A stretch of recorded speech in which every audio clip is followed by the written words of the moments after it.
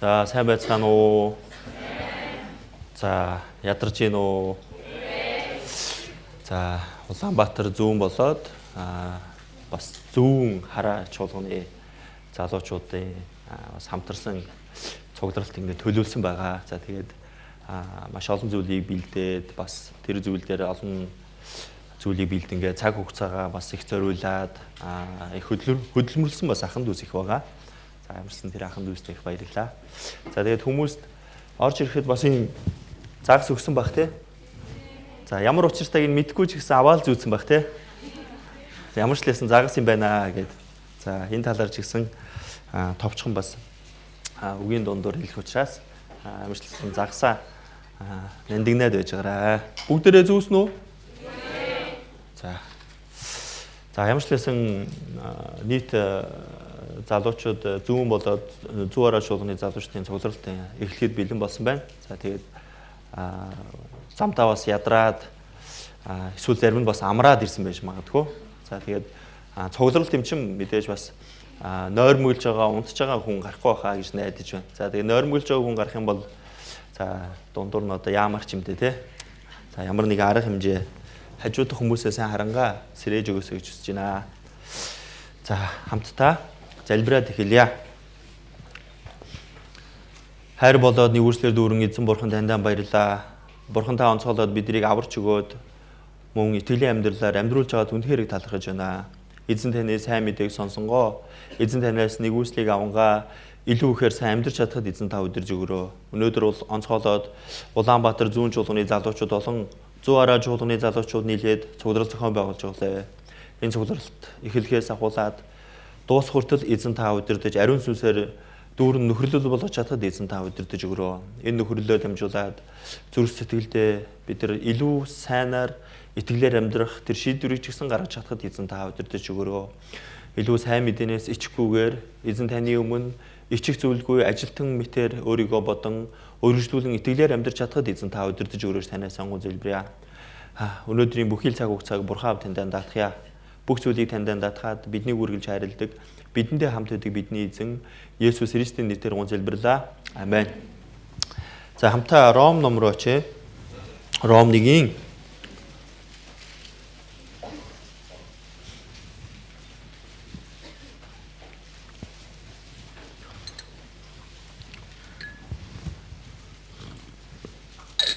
за 15-аас 16 хүртэл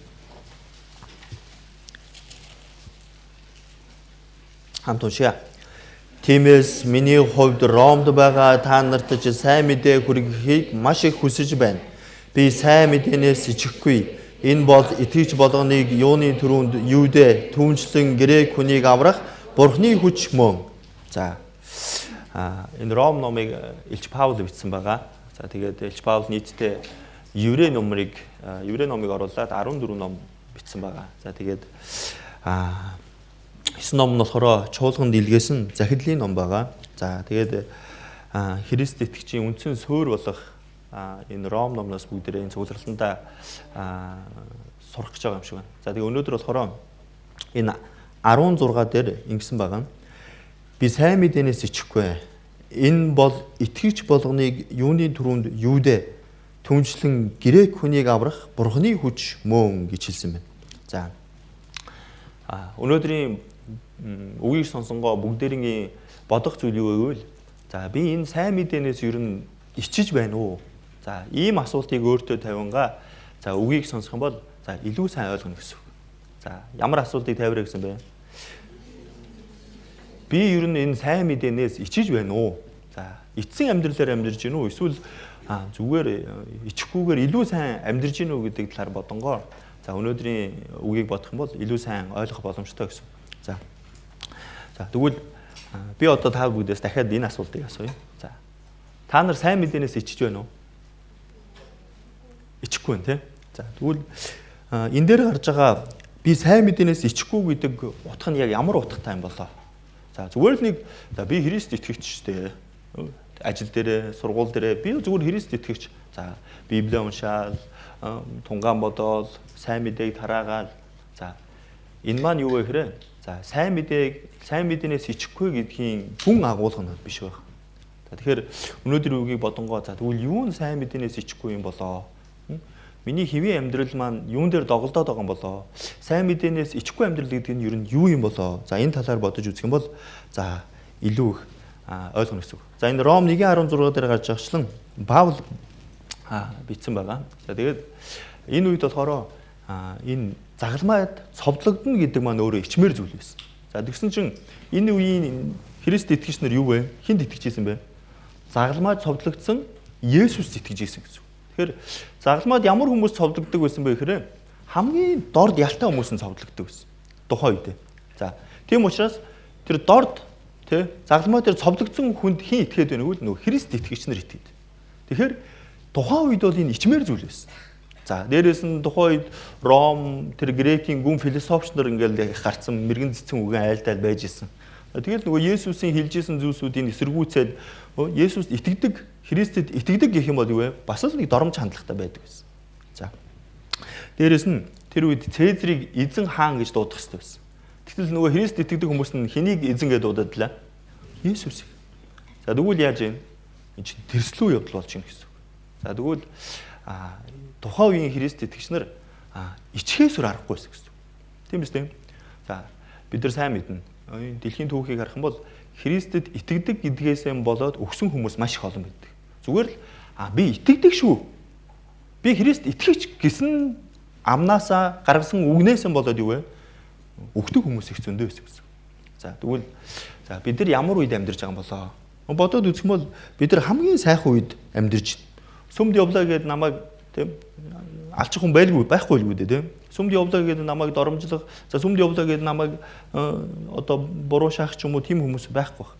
Тийм биз дээ. За магадгүй 10 жилд ч юм уу, оюутан ч юм уу нэг сүмд явлаа гэхээр нэг жоохон доогож тиймэрхүү зүйлүүд байгаа. Гэхдээ сүмд явдгаас болоод алуулах хэмжээний, сүмд явдгаас болоод нийт масс хүмүүст доромжлуулах хэмжээний тийм авчлагыг авч үзээгүй гэсэн. Тийм биз дээ. За тэгэхээр бид нар сайн мэдээнээс ичтгийм болов, ичтгүүн болов. За тэр талаар бодож үзье гэж. За энэ Ром номыг уншиж хагаад өөрийнхөө итгэлийг сэргээсэн хүмүүс гэж байдаг. За эргэлтийнхэн цэг нь ингээ гарч ирж ирсэн. За түүний тод жишээ хэм бэлээ? Ром 1:17. За бүгдээрээ маргааш үзэх байх. Мартин Лютер шүү дээ тийм. Энэ тэр хүн Библийг судлангаа Ром 1:17 уншаад юу вэ? Үгүй зөвхт хүн чинь итгэлээр амьдрдсан байж тээ гэд юу вэ? Хүн аврал гэдэг чинь итгэлээр юм байж тээ гэд католик шашны 95 заалтыг гаргаж ирээд тэмцсэн хүн баг. За дээрэс нь бидний сайн мэддэг Джон Весли гэдэг хүн байна. Тэр хүн ч гэсэн энэ Ром номын оршлыг нь сонсож байгаад аврал гэдэг чинь итгэлээр юм байж тээ гэд ойлгож авсан. За тэгэхээр бид нар өнөөдөр ямар зүйлийг сурах гэдэг нь гэхээр итгэл гэж юу юм болоо? Энэ сайн мэдээ гэж юу юм болоо? Энэ сайн мэдээний төлөө яаж амьдрах юм болоо? Миний амьдрал ер нь яг ямар амьдралаар амьдарч байгаа юм болоо? Би яг жинхэнэ Христ итгэгчийг амьдарч гин үү? Эсвэл зүгээр л нэг байдаг л Христ итгэгчийг амьдарч гин үү? Эсвэл бүр Христ итгэгч гэдэг дэрнээс дорд амьдарч гин үү? Юу вэ? Бид нар өөрсдөө өнөөдрийн үгийг сонсонгоо харьцуулаад үзэх хэрэгтэй гэсэн. За тэгвэл эдгээр хүмүүс яаж исэн бэ гэвэл нэг зүйл дээр төвлөрж исэн. За аврал бол сайн үйлс хийснээр гарддаг юм аа. Юу вэ? Итгэлээр гард юм а гэдэг дээр нэгдэж исэн гэсэн. За тэгвэл бүгд үйлс номер очие. Үйлс 9.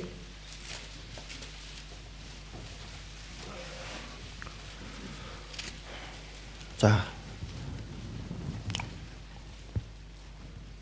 3-аас 5-ыг хамтдаа уншъя. Тэр замд гарч Дамасагт ойртож байтал гинэд түүнийг тойрон тэнгэрээс гэрэлтэв. Саул хөсөр унан Саула Саула чи юунд намайг авчна вэ гэж түүнд хэлэх дууг сонсоод та хэн бэ гэжээ. Тэгтэл тэр чиний хавчаад бүү Есүс би байгаа юм. За 5 хүртэл. За энэчнээс арах бол Паул яасан бэ гэвэл Паулын эргэлтийн цэг нь гарч ирсэн гэсэн. Тийм биз дээ. За Паул өмнө нь ямар хүн байлаа? Хавчигч хүн байсан тийм. Стефаныг алж яхад хажууд нь байж исэн, урайлж исэн, манлайлж исэн тийм хүн байсан баг. За тэгвэл бүгдээрээ бодож үзье. Паул Есүс Христтэй уулзснараа өөрийнх нь амьдрал 360 градус эргэдэг. Тийм биз дээ. Тэгэд Есүс Христтэй уулзсанаас хойш яаж амьдрдаг вүлээ? Энэ сайн мэдээний төлөө бүх амьдралаа зориулдаг гэсэн. Тийм биз дээ. За тэгвэл бүгдээрээ бодож үзье. За бидний эргэлтийн цэг нь хизээ байсан бэ? Ямар үед байсан бэ?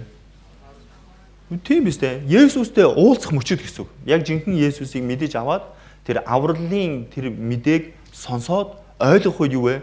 Миний амьдарч исэн амьдрал буруу байсан байна гэдгийг ойлгоод буцаад эргэж амьдарч байгаа гэсэн үг. Хаашаа вэ? Бурхан руу эргэж амьдарч байгаа гэсэн үг. За тэгвэл Паул, сая Лютер, Весли, бүр одоо манай эртний 300 оноор бол Августин гэдэг хүн байна. За энэ хүмүүс яасан бэ гэвэл эргэлтийн цэг нь эргэсэн үедээ юу вэ? Тэр чигээрээ л урагшаага зүтгэчихсэн. Буцаад ертөнц рүүгээ хэлбэх тиймэрхүү зүйлсүүдийг нүдэндээ хараагүй гэсэн. Юу вэ? Итгэлийн амьдрал гэдэг зүйлээс ичихгүйгээр урагшаа тэмүүлээд амьдрсан гэсэн. За тэгвэл бүгдээрээ бодож үзье. За бид нар аврагснаас хойш энд магадгүй дөнгөж сайхан аврагдаад ороод ирсэн хүмүүс байна. За магадгүй аврагдаад жил болчихсон хүмүүс байна. За 10 жил болчихсон хүмүүс ч байна. За 20 жилч болсон хүмүүс байна. Тэгэхээр өөрийнхөө итгэлийн амьдралыг харангаа. За би тэгвэл өдийг хүртэл ер нь яг ямар жанжин шугам бариад яг яаж чухал амьдрсан болоо. За тэр талаар бодож үзье гэсэн. За тэгвэл бид нар ямар үед амьдраад байгаа вөхрээ? Одоо бидний амьдраад байгаа энэ нийгэм бүх юм бэлэн зүйл дээр амьдарч байгаа гэсэн. Тийм биз дээ? Та бүхнийг орж ирэхэд чуулган баригдчихсан, ахан дүүс аврагдчихсан ямар үе вэ? Бэлэн үе гэсэн. За гэтэл ямар үеийн хүмүүс нь сайхан амьдраад байна? Биш ээ. Итгэлээр сайн амьдраад байна. Харах юм бол яг ихэнх үеийн хүмүүс итгэлээр үнэхээр сайн амьдраад байгаа юм шиг. За бид нар ч гэсэн тэгж болохгүй гэж үү? Хангалттай болно гэсэн. Яагаад вэ? Зүгээр сэтгэлгээний асуудал. За Библийн семинар ингээд манай чуулган айгүй хийдэг те. За Библийн семинарыг сонсож байхдаа сонсоод өөрийгөө ямар том гэмтэй юм бэ гэж мэдээд бүр нэгүслэр дүүрээд аврагдсан хүн яадаг вөхрөө итгэлээр бүр үнэхээр сайн амьдэрдэг. Тийм биз дээ. Гэтэл өөрийгөө за би ч гэмн үлтэй юм байна. За бурхан аварчлаа гэдэг. Тэр авралыг үн цэнийхэн хувьд яаж хуваарлж гин? Төвшин тогтооч гэсэн. Тэгэх юм бол юу вэ? Энэ авралаа жоохон зүйл гэж харах юм бол юу вэ? Итгэлийн амьдрал гэсэн нэг жоохон зүйл болж байна. Энэ авралаа ямар том зүйл вэ гэж харах юм бол миний итгэлийн амьдрал юу вэ? Ямар том харагдах болоо. За та бүхэн бодоод үзтээ. За Паул аврагдлаа. Паулын өмнөх амьдрал нь ямар байлаа? Хамгийн сайхан амьдралаар амьдарч ирсэн биз дээ. Бүх боловсролын эзэмшиж гисэн. Удахгүй бүр одоо бидний харуул карьер нь бол бүр дээшлэгч гисэн. Тийм үед амьдарч ирсэн. Тийм биз дээ. За тэгвэл бүгдээрээ бодож үзье. Паул аврагсныхаа дараа юу хийсэн бол? Буцаад өргөжлүүлээд нөгөө юм хийсэн болов уу? Үгүй шүү дээ. Юу хийсэн бэлээ? Итгэлийн амьдралаар хамгийн сайнаар амьдэрсэн. Сайн мэдээг хамгийн сайнаар тараасан. За. Тэгвэл бид нар ч ихсэн аврагдлаа. Бид нар ч ихсэн яг адилхан хүмүүс шүү дээ. За. Бид нар аврагдчаад юу вэ? Итгэлийн амьдрал гэдэг зүйлийг үнэхээр том зүйл тооцох хэрэгтэй. Жижигхэн зүйл тооцох шаардлагагүй. Миний энэ авралчин угаасаа хамгийн том зүйл. Энэ дэлхий дээр хамгийн том зүйл. За тэгвэл би аврагдчихсан бол энэ итгэлийн амьдрал гэдэг зүйлийг хамгийн томоор бодоод хамгийн чухалд тооцоод үргэлжлүүлэн яах вэ? Итгэлээр сайн амьдрах хэрэгтэй гэсэн. За. Тэгвэл бодож үзье. Энэ сайн мэдээнээс ичнэ гэдэг маань юу гэсэн үг юм бол? Сайн мэдээнээс ичнэ гэдэг маань итгэлийн амьдралаар ухрахыг хэлж гэсэн. За, бүгдээ Ром 1-ийн 15-ыг олж уншъя.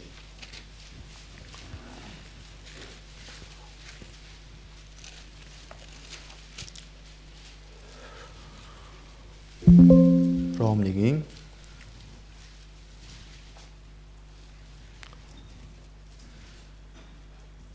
15.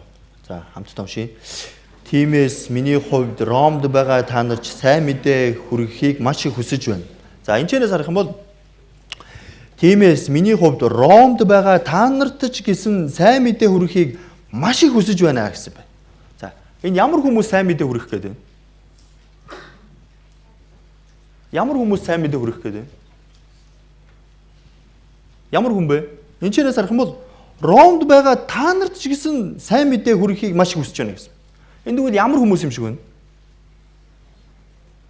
Итгэж хүмүүс байгаа. За тэгвэл бүгдийн энэ чэнэс харъя. За хардаа.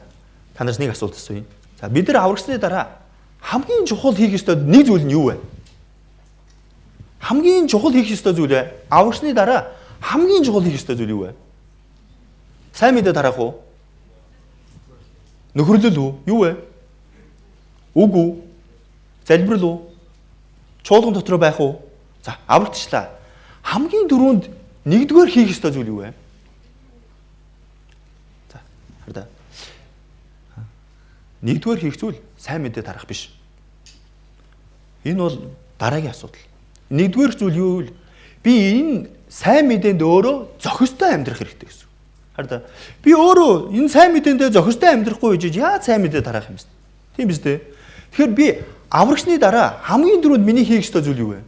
Би өөрөө энэ сайн мэдээндээ зохистой амьдрах ёстой гэсэн. За тэгвэл бүгдээ өөрсдөө бодож үзье. Би хэр зохистой амьдрж байна вэ? Би үнэхээр энэ сайн мэдээний төлөө зохистой амьдрч чадаж байна уу?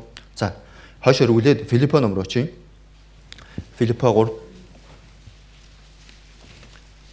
За, Филиппо 1-р бүлэг.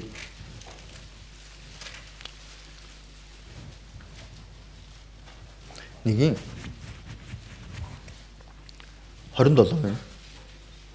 За, хамтдаа уншъя. Христийн сайн мэдээнд зохистой амьдр. Тэгвэл би очоод та нарыг хараач, эсвэл байхгүй байлаач та нарыг сайн мэдээний итгэлийн төлөө нэг сэтгэлээр хамтдаа зүтгэж нэг сүнс дотор бат зогсцооч. За энэ зарах юм бол юу гэсэн бэ? За Христийн сайн мэдээнд л зохистой амьдраа гэсэн. Тийм байна. Хараа. Бид нар хамгийн түрүүнд хийх ёстой зүйл юу вэ? Энэ Христийн сайн мэдээнд буюу энэ итгэлийнхаа амьдралаар зохистой амьдрах ёстой гэсэн. За. Би Христ итгээд аврагдчихлаа. За. За, арх угаал яваад бол юу вэ? Би зохистой амьдарч гин үү? Энэ юу гэсэн үг вэ? Сайн мэдээ тараах аргагүй нөхцөл байдал руу өөрийгөө оруулж гин гэсэн үг. За, тамхи татаал яваад байлаа юу вэ? Би Христийн сайн мэдээнд зохистой амьдарч чадж гин гэсэн үг үү? Чадахгүй шүү дээ. Тоглоом яваад байлаа. Тэгвэл юу вэ? Энэ Христийн сайн мэдээнд зохистой амьдарч байгаа хэлбэр биш гэсэн. 6 зингэл хөөцөлтөө л яваад байлаа. Энэ маань юу вэ? Би Христийн сайн мэдээнд зохистой амьдарч гэсэн үг биш. Тэгвэл Христийн сайн мэдээнд зохистой амьдрах гэдэг нь юу юм бол? За, энэ доотлоос нь харъя. Тэгвэл би очоод та нарыг харлаач, эсвэл байхгүй байлаач та нарын сайн мэдээний итгэлийн төлөө нэг сэтгэлээр хамтдаа зүтгэж нэг сүнс дотор бат зогсцооч гэсэн. За тэгвэл Христийн сайн мэдээний төлөө зохистой амьдрал гэдэг нь юу вэ? Энд чинь зарах юм бол нэг сэтгэлээр хамтдаа зүтгэж гэж. Хардаа. Бид нар яагаад ийм олон нөхрөл байдгийг мэдэх үү? За 3 дахьд үгтэй байна. Хагас өдөр залуучдын нөхрөлтэй байна. Бүтээсээ өдөр эзний өдөр үгтэй байна. Нэгт өдөр юу гэдэг вэ? Оюутны нөхрөлтэй байна. За тэгвэл дахиад дараагийн 7 хоног юу вэ? Дүүргийн нөхрөлүүд гараад ирнэ. Өөр юуны нөхрөл гараад Шило, Мана гэх янз янзын нөхрөлүүд байна. Магтандуу, багш гэл. За яагаад энэ олон нөхрөлүүд байгаад яагаад энэ чуулганаас төлөвлөгөөн дээр ийм олон нөхрөлүүд байгаад байгааг мэдэх үү та нар? Юу гэж бодож байна? Энэ чирээс харах юм бол нэг сэтгэлээр хамтдаа зүтгэхийн тулд гэсэн. Бид нар энэ олон нөхрөлүүд орснороо нэг сэтгэлдээ болж ин гэсэн. Нэг сэтгэлдээ болгоно нь юу гэсэн үг вэ гэвэл энэ сайн мэдээний төлөө би зохистой амьдрах хэрэгтэй юм. Тийм болохоор та бүхэн сайн анзаараарай. Нөхрөлөө тасдахгүй хичээнгүй л явдаг хүмүүс яадаг вэ? Итгэлээр үнэхээр сайн амьдарч идэг. Нөхрөлөө тастаад ирээл очоод унжаад ингээд идэг хүмүүс яадаг вүлээ? Жохон байж байгаа л гимичдэг. Жохон байж байгаа л тий анхны хайраа мартчихдаг. Тийм үстэй. Тэгэхээр юу вэ? Би нөхрөлөөсөө холдоод байх юм бол юу вэ? Эргэлзээ орж ирнэ гэсэн. За яг ингэж амьдрах нь зөв ч юм уу, буруу ч юм уу.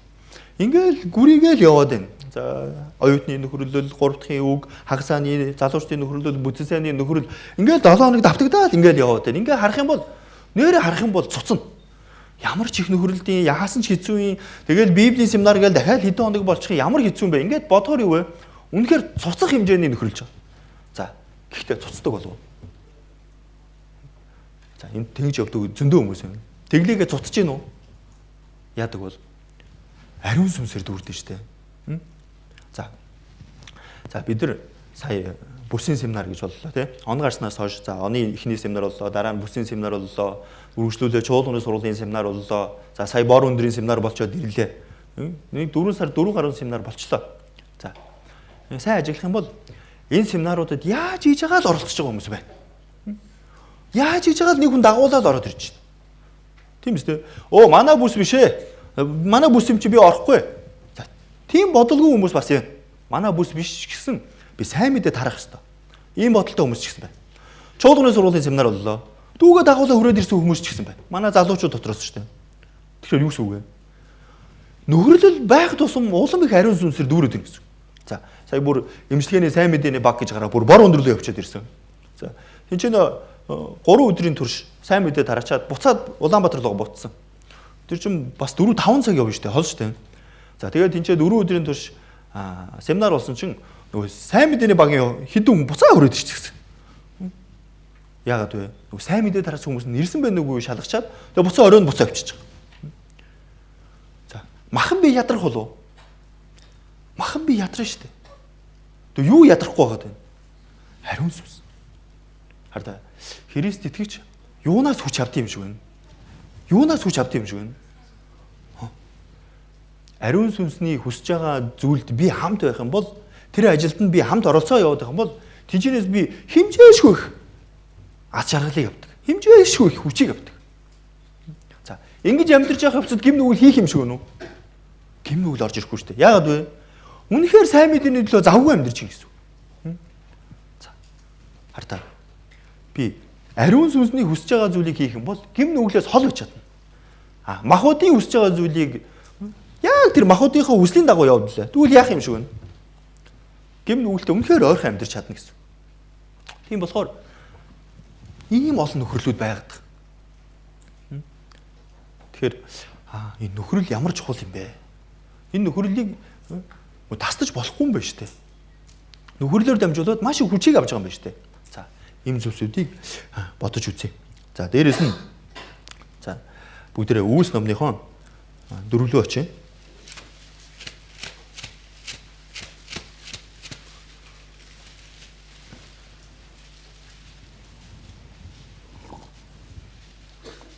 Дөрвийн за 31-ийг хамтдаа уншаа. Ийхүү залбирч байтал тэдний цугласан газран дээр хөв. Тэд бүгд ариун сүнсээр дүрч Бурхны үгийг зоригтойгоор ярилцаа. За. Ариун сүнсээр дүрсэн яадаг гэж байна? Бурхны үгийг зоригтойгоор ярьдаг гэж. За тэгвэл хардаа. Бид нар хувьдаа л чадхаараа сайн мэдээ тарааж байгаа. Тийм биз дээ. За тэгвэл ямар үед нь сайн мэдээ болоод ямар үед нь сайн мэдээ болохгүй байгаад байна. Сайн бодоод үзэх юм бол хардаа бид нар ариун сүнсээр дүрс үед юу вэ? Сайн мэдээ үнэхээр маш олон хүнд хэлж чаддаг. Яаж хийж байгаа л аваад ирдэг. За Библиэрээс харах юм бол энэ сайн мэдээг юутай зөрүүлдэг вүлээ? Биш, ариун сүнсийг юутай зөрүүлдэг вүлээ? Ариун сүнсийг юутай зөрүүлдэг вүлээ? Ариун сүнсээр дүрс хүн чинь дарстай зөрүүлдэг тийм ээ. За тэгвэл арх дарс уус хүн яадаг вүлээ?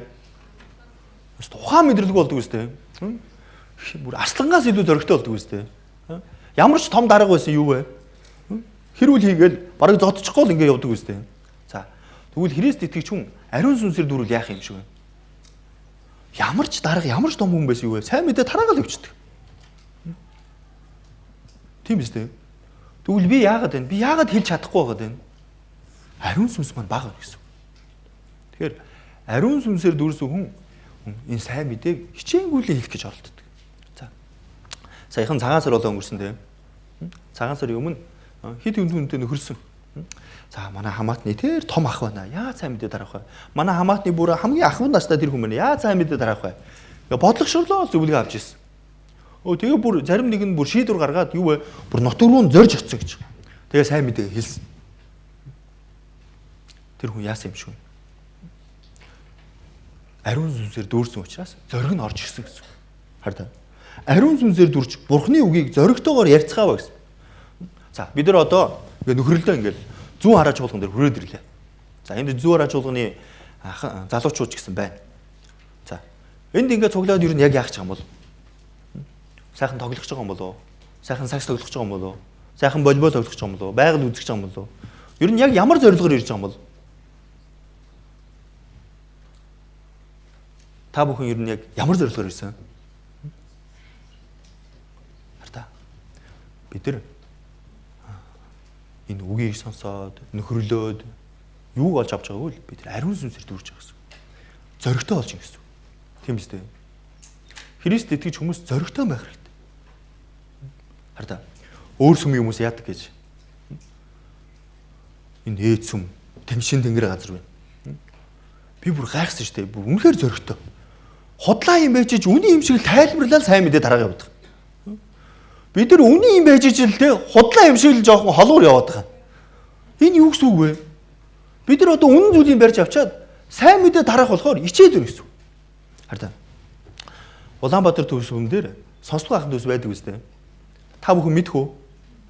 За, зарим нь мэдэх юм байна, зарим нь мэдэхгүй байх тийм. За, тэнд бүр сонслого ахын төсийн чуулган гэж байгаа. За, нэг удаа би тэр сонслого ахын төсийн дүүрийн нөхрөлтөнд явж исэн. За, тэгээ бүр хаа байсан толгоотын цааш уулын мухарт. Тэгэл айгүй хол. Тэгээ арай ч очоод нөхөрлөөл ингэ байж исэн. Тэр чинь нэг их гэрчлээ ярьж исэн. Тэр иш тэгж исэн. Оо манай эдний ээлц сүмийн хэдэн хүмүүс орж ирээдэг. Хаа байсан уулын мухарт. Тэгээ нөгөө хүн чинь дохоо мохоо хилээл гараараа ингээл зангаал тэгэл нэг юм болж байгаа шүү дээ. Гэсэн жил нөгөө ээлц сүмийнх нь за ойлголоо гэсэн гэж. Яа явснаа маргааш нэг хүн дагуулаа өрөөд ирсэн гэж. Ямар хүн бол? Дох хилмэрч дагуулаа өрөөд ирсэн. Яах ч юм бол нөгөө ээлц сүм рүү дагуулах гэдэг. Тэгээ манай итгэгч тэгсэн гэж. Оо би явахгүй гэж дохоо зангаар хэлээд би ингээд сүмд явдаг манай сүм энэ байна. Тэгсэн чинь нөгөө хэд ингээл бүр ярилцаад байсан гэсэн. Тэгснэ арай ч салсан чинь маргааш нь дахиад өрөөд ирсэн гэж. Хаа үсэн уул юм хурд шүү дээ. Тэгээд бүр хамаагүй сүулдэ бүр уурлаад хөөгөө явуулсан гэж. Тэр итгэгчийн тэр гэрчлэлийг сонсоод яа итгэл нь ер нь баттай байх шүү. Ийм бодол төрсөн. За хардаа. Энэ худлаа зүйлийг барьсан бүртлөө биднээс хичээнгүүлэн зүтгэдэг хүмүүс байна. Бид нар үнэн зүйлийг барьчаад яаж юм? Нуугаад явчих ч магадгүй гэсэн. Хардаа. Бүгд Иохан номроо очие. Иохан 21-р бүлэг.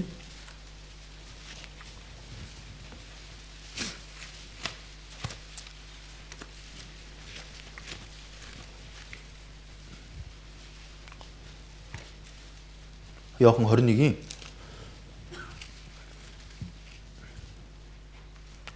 за 10-11 хамтаа уншъя. Есүс тэдэнд сая барьсан загаснаас хэдийг аваад ирэглээ.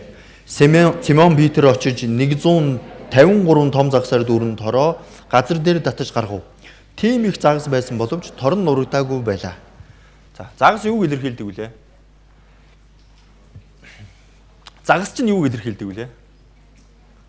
За, өнөөдөр бүгдээрээ нэг загас үг ороод ирчихсэн тий. За. За, энэ чэнээс харах юм бол энэ загас чинь энэ Петр буюу энэ загас чинь хэнийг хэлж байгааг вэ? Биднийг хэлж байгаа. Энэ загас гэдэг нь хэнийг хэлж байгааг вэ? Шин сүнсийг хэлж байгаа гэсэн. За, Петр энэ чэнээс харах юм бол 153 загсыг барьсан байна. За. За. Тэгэхээр энэ юу гэсэн үг вэ? Энэ сайн мэдээг тэр хэмжээгээр тараах ёстой гэсэн. За, бүгдээрээ Луг 5-р бүлгээс харах юм бол Есүс яадаг вүлээ? Петрийг торон тэр усныг өн рүү хай гэдэг үстэй. Тэгэхэд яадаг вүлээ? Хоёр завь дүүрэн тороо тийм их загас гарч ирдэг үстэй. Хардаа. Ямар үе загас баригддаг вэ? Дуулууртай үед. Би Есүсийн үгэнд дуулууртай байх үед сайн мэдээг сайн тарааж чадна гэсэн. Хардаа. Бид нар итгэлийн амьдралаар амьдрангаа юун дээр алддаг вэ? Бид нар дуулууртай байдлаар алддаг. Миний толгоонд ойлгохдохгүй байсан ч юу вэ? Дуулууртай байх нь тэр юу вэ? Загас барих арга гэсэн. Тийм үстэй. За, бүгдээ бодож үзье. За, бүгдээ наашаа эрэхтэй бөөнл юм болоо биз. За, би тийм 4 цагт шичээлтэй, би 5 цагт ажилтаа, 6 цагт тийм юмтай, маргааш нь жим юмтай. Бөө юм болж арай ч юу ингээл цуглаад хүрээд ирлээ тий. Тэгэл яаж хийж байгаа бол болгоод байгааз. За, хардаа.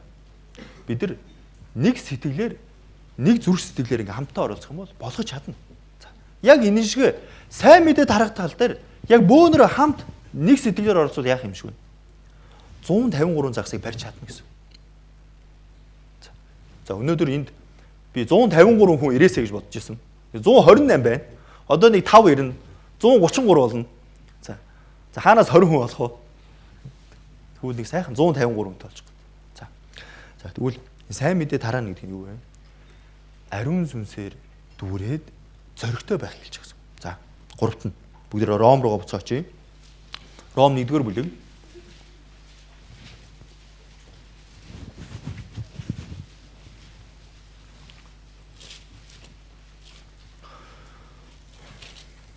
Ром 1-ийн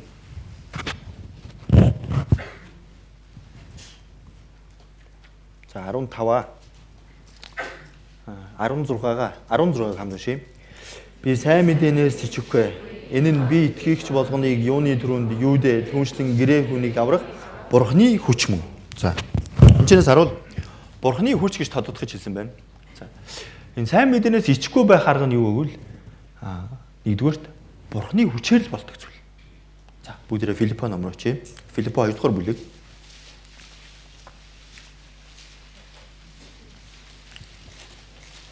хоёрын 17 18 хамтши хэдийгээр би тааны итгэлийг дахил ба үйлчлэлээр чин ундаан үргэл болгон асуудаж байгаач би баяртай байж та бүхэн баярлан хөрнө. Үйлчлэн та нарч баяртай байж надтай хамт баярлан хөрөөрэй. За, Паул энэ захиаг Филиппо энэ захиаг бичгтээ ямар нөхцөл байдал биччихсэн юм гэдэггүй. Шоронд байсан. За, энэ Филиппо номыг харах юм бол 16 удаа баярлах тун гэж бичигсэн байдаг. Хараа. За, бүгдээр бодож үзье. Энд чэнээс харах юм бол Паул үргэлж баяртай бай гэдгийг агуулгаар хэлж байгаа. Хаана багтаа вэ? Шоронд багтаа. Хинт хэлж байгаа вэ? Шоронгийн гадна байгаа хүмүүс. Энэ бодоод үзвэл эсэргээрээ байх хэрэгтэй үстэй. Шоронд орсон хүнийг яадаг вүлээ? За, хүчтэй байгаарай. Давъя шүү. Тэгж хэлнэ үстэй. Тэгсэн чинь Паул шоронд орсон мөртлөө гадаа байгаа зүгээр байгаа хүмүүстэй юу вэ? Та нар хүчтэй байгаарай. Та нар баярлах тун. Би энд бол баяртай байна гэдэг. Энэ юу нь юу гэсэн үг вэ? Энэ юу нь бидэрт юу хэлэх гээд байна? Зовлон дунд баярлах хэрэгтэй гэсэн үг. Хараа. Сайн мэдээнээс ичхгүй энэ 3 дахь арга нь юу вэ? Би зовлон дундаж баяртай байх хэрэгтэй гэсэн. Тэгэх юм бол би сайн мэдээнээс хизээж ичхгүй. Ичгүйгээр итгэлийн амьдралаар үнэхээр сайн амьдрч чадна гэсэн. Яагаад вэ? Зовлон дунд хүртэл би баяртай байж сурцсан гэсэн. Хараа. Энэ дотор харах юм бол маш олон хүмүүс зовлон дунд амьдарч байгаа. Хинт ч хэлэхгүй зовлон зөвхөн өөртөө нуугаад юу вэ? Тэр зовлонгоо өөрөө даагаад явж байгаа. Яагаад вэ? Хинт ч хэлхийг хүсэхгүй байх учраас. За, Паул энэ чэнээс харах юм бол шоронд байсан байна. Шоронд байсан мөртлөө ахын дүүсээ яасан бэ? Санаа зовчих идэв гэсэндээ би бол энд баяртай байна. Та нар харин баярлах тун гэлж. Тэгвэл тэр ахын дүүс нь яасан юм шиг вэ? За, дотроо нь зовж байгаа ч гэсэн ахын дүүсээ бодоод хилдэггүй хүмүүс. Нэг хүнтэй нөхөрлж исэн. Гэр орон ингээл хөмрөөл авсан гэж. Гүрийгээл барьсан гэж. Хинт ч хэлж чадаагүй гэж. Сургуулийн төлбөр олдохгүй байсан гэж. Гүрийгээл яаж хийж байгаа л зохицуулсан гэж. Яагаад вэ? Ахын дүүс маань санаа зовчих үед гэсэн. Хэлж чадахгүй байсан гэж. Өмнөөс нь сонсох юм бол гэт хэлж болтгүй юм байх та. Яагаад хэлээгүй юм бол ийм бодол орж иж байгаа. Тэгэхэд юу вэ? Тэр зовлонгоо хүртэл баяр хөөр болгож үздэг.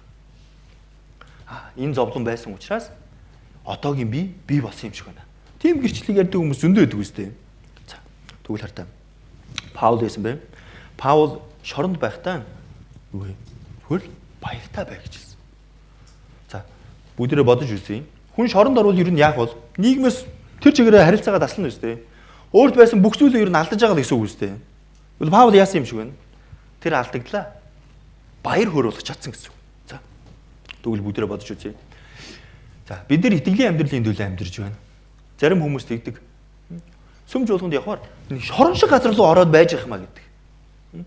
Наа нэг шорон шиг газар юу ингээл өдөр шөнөгүй байт юм бэ л гэдэг. Зарим аав нь бүр наа сүм чи хаалгач шүү гэл загин суудаа байсан гэж. Байнга сүм рүү сүм гээл явж явах юм. Яах гэж наана яваад байт юм. Тэр үед бид нар яадаг вэ? Итгэлийн амьдралаа аваад үлддэг. Хараа. Зовлон байгаа учраас яаж вэ?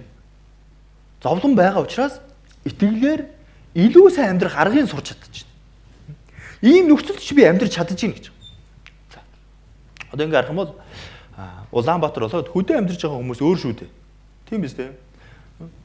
Хүний амьдралын зовлон бас өөр. Сая бор өндөр яваад үзсэн. Хэд хэд хүний гэрчлэлийг сонслоо. Сосоод үзэх юм бол үнэхээр зүрх шишим. За. Та бүхэн ийм зүйлийг сонсч байсан биз дээ. Солонгос чуулганы ахын дүүс анхуу үедээ сайн мэдээ дарааж хаад тий. Эхнэрийгээ зодоол тий. Танаас өмнө чин газар дэлблий шүү гээл. Та тиймэрхүү юм сонсч байсан уу? Хавчлаг дунд яадаг үлээ. Сайн мэдээ тараас нь тийм гэрчлүүд солонгос чуулган зөндөө. За. Сая бор өндөрт очсон чинь яг тийм зүйлийг сонслоо. Манай нэг итгэгч гэж байна. Нөхөртөө сайн мэдээ дараасан. Нөхөр нь ихэндээ эхлээл дэмцсэн. Тэгээ сүүл рүүгээ бүр дэмчгөөс. Тэгээд бүр арга нь бараад бүр хээр тал руу гарч агаад зодсон гэж эмхтэй эхнэрийг. Тэгээ зодж жоод чи бурхнаа сонгох уу? Намайг сонгох уу гэж асуусан гэж. Нөгөө их чи юу гэж хэлсэн бол хөдөөний хүн шүү дээ. Бид нар шиг ингэж байнга тогтмол үг сонсдог хүн биш. Бид нар шиг ингээл нөхрөл дээрэл өдөр болгон сүмд ирдэг хүн биш. Энэ номлогч ч байхгүй. Зүгээр DVD-гээр үгээ сонсоод хөдөөний амьдрал тийм л байдаг. Тийм биз дээ. Ямар ч хүүш нааш сүмдээ ирээч залгаж байгаа тийм хүн байхгүй. Бидний орчин болоод тэдний орчин шаал өөр. Тэгээд тэр хүн юу гэж хэлсэн гэж би бурхнаа сонгоно гэж хэлсэн. Тэр итгэл болоод миний итгэл юу н харьцуулагдах юм шиг үү? Харьцуулагдахгүй. Миний орчин болоод тэр хүний орчин харьцуулагдах юм шиг үү? Харьцуулагдахгүй. Уул нь сайн орчин дээр байх тусам бид нар илүү сайн амьдрах ёстой байдаг. Тийм биз дээ? Бодоод үзвэл муу орчинд байх юм бол сурах зүйл нь ч бага, мэдэх зүйл нь ч бага. Ер нь Есүсийн төлөө ингэж зовоод яах юм? Тэр нөхрөлөө өгөх юм байхгүй. Тэгэхээр тэр газар яаж ийнвэ? Бурхнаа сонгоё гэд бүр улам юм зодуулсан гэж. Тэгээ пастор луугаан залгаад намайг инглээ тэглээ. Мөө юм бос гэж. Яаж ч чадахгүй. Нөхөртөө сайн мэдээ дарахад бол чимээг өнгөрсөн гэж. Хартаа. Бид нар итгэлийн амьдралаар амьдрангаа ер нь хэр их зовж байна. Бидний зовлон ер нь зовлон юм шиг байна уу? Эсвэл сэтгэл санааны зовлон байна уу? Хартаа. Бид нар зовлон өгөгдөхөд юу вэ? Араас нь гарцын хүртэл бурхан өгдөг. Энэ дотор үнэхээр хэцүү зовж байгаа хүмүүс ч гэсэн байна. Зовлондоо ялагдаад сүмээсээ холдох ч хүмүүс байдаг. Гэтэл бурхан тэхийг хүсдэг болов уу? Үгүй шүү дээ. Бурхан зовлонтой хамт давах гарах гарцыг нь өгдөг. За тэгэхээр хардаа. Бүгдээрээ нэг зүйлийг бодож үзье. За оюутны амьдралаар амьдарч байхад өгдөг зовлон гэж байна. Тийм биз дээ? Ажилчингаар амьдарч байхад өгдөг зовлон гэж байна. Адилхан болов уу? Өөр. Шал өөр. Гэхдээ оюутан байхдаа үнэхээр их зовлон амссан хүн ажил дээр гараад нөгөө ажлын зовлон нэг юм бодогддоггүй. Яагаад вэ? Хангалттай зовцсон. Тийм биз дээ. Тэгэхээр залуу наснда буулгыг үүрсэн сайн. Бүгдээрээ бодож үзье. Бид нар зовлон өгөгдөх үед бид нар яах ёстой юм бол? Тэр зүйлээс ичих шаардлагагүй гэсэн. Би ядуу хийж болно. Би ухаан муутай хийж болно. Би хин нэгнийг харьцуулахад би дутмаг байж болно. Хардаа. Натамд бурхан байгаа учраас хизээ нэг өдөр давх гарцыг нь гарах гарцыг нь заахаад өгчдөг. Тийм үстэй. Хүлээгээл байж хаад яадаг вүлээ? Тэр зовлон давчдаг. За бүгдээ 2 дугаар Коринт номроо очие. 2 дугаар Коринт 12-ийн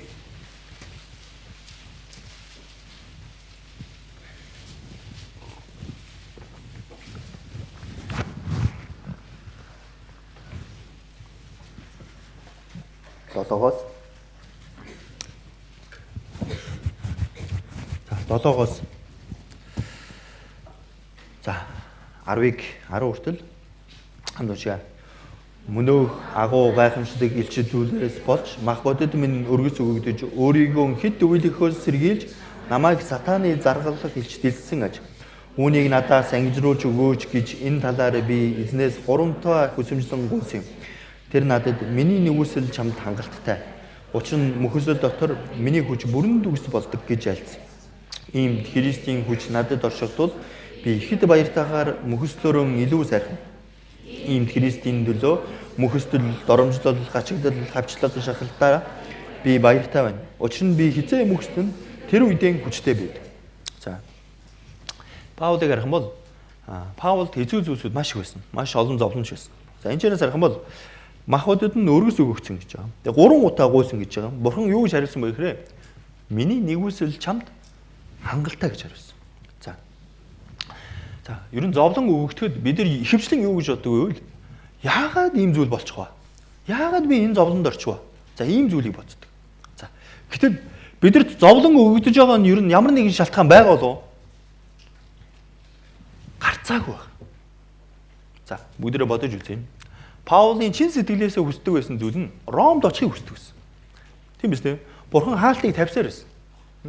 За Ромд очиж чадахгүй байсан учраас юу хийсэн бэ гэвэл Паул Ром номыг бичсэн баг. Энэ Ром ном бичигдсэн учраас юу вэ? Энэ номоор дамжуулаад хүчийг авсан хүмүүс маш их. Бүгдээрээ сургаал эхлэх өмнө хэлсэн шүү дээ.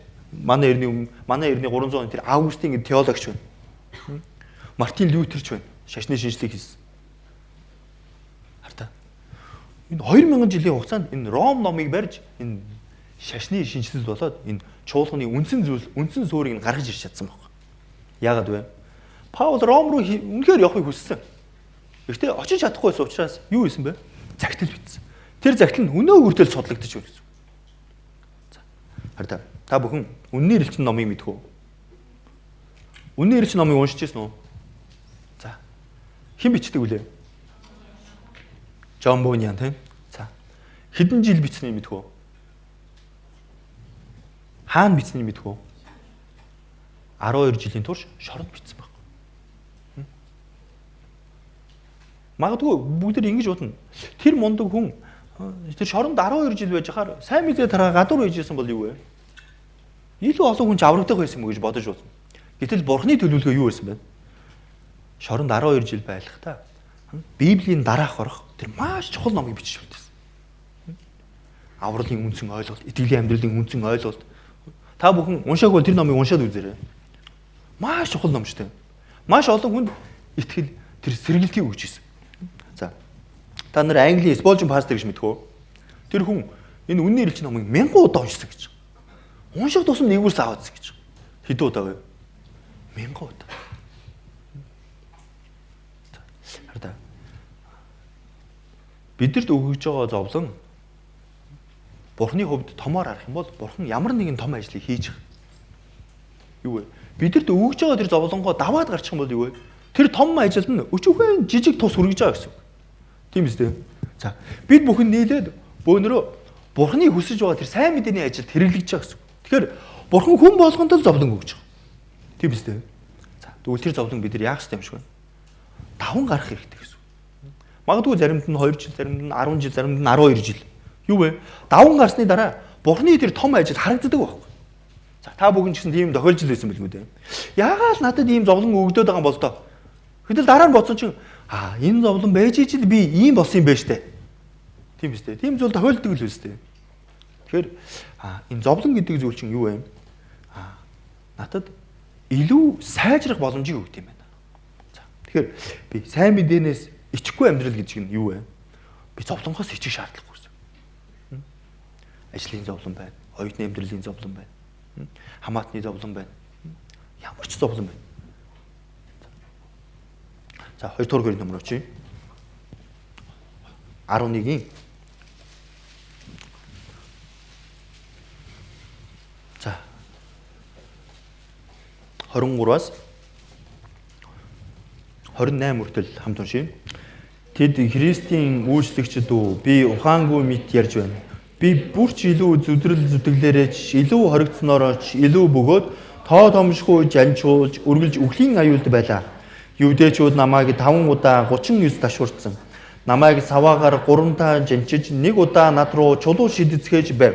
3 удаа би усан онгоцны сүрэл дөртөж, гүн тэнгист өдөр шөнийг өнгөрөөж байлаа. Ахин дахин аялахдаа гол усны аюул, дээрэмчдийн аюул, овог нэгтний аюул, харийнхны аюул, хот дах аюул, сүлдэх аюул, тэнгис дэх аюул, хуурамч ах дүүсийн аюул. Зүдрэл зүтгэл дараа байнгын дутуу нойр, өлдөх, цангах, хүнсээр хомсдох, ноорл, нүцгэрэл, даарл, хөрөл дунд байлаа. Энэ бүгдээс гадна би өдөр бүр бүх чуулгануудын төлөө санаа зовних дарамтанд байна.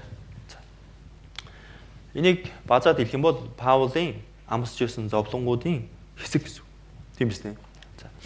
За. Бүгдээрээ Паулыг ямар их зовлон амсдгийг сайн мэдж байгаа. За. Тэгвэл Паул яагаад энэ их зовлон амсаал явуулсан бол?